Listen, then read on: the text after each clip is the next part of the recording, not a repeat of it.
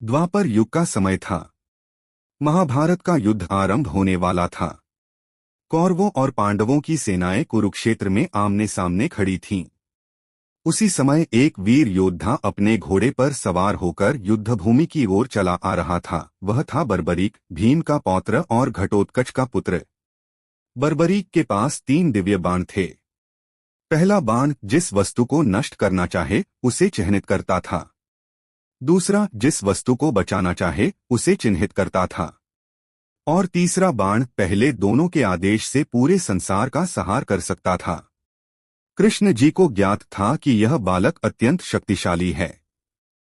उन्होंने निश्चय किया कि उसकी परीक्षा ली जाए। कृष्ण जी ने साधु का रूप धारण किया और बर्बरीक के सामने प्रकट हुए। उन्होंने पूछा, वत्स, तुम कहाँ जा रहे हो?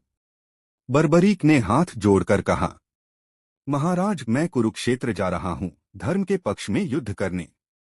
कृष्ण मुस्कुराए, धर्म का पक्ष? पर कौन सा पक्ष धर्म का है, पांडव या कौरव?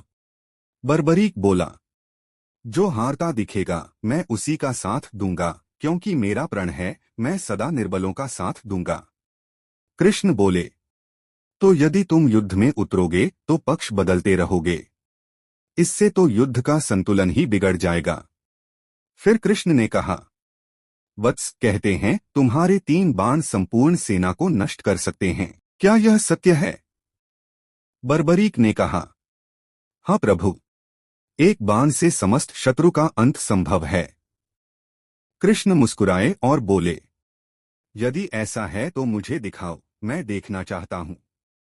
बर्बरीक ने एक वृक्ष की ओर इशारा किया, इस वृक्ष की सभी पत्तियों को भेद दूंगा।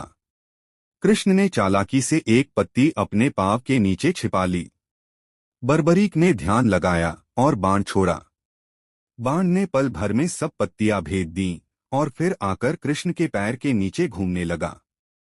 कृष्ण चकित होकर बोले, वत्स, यह क्या कर रहा है?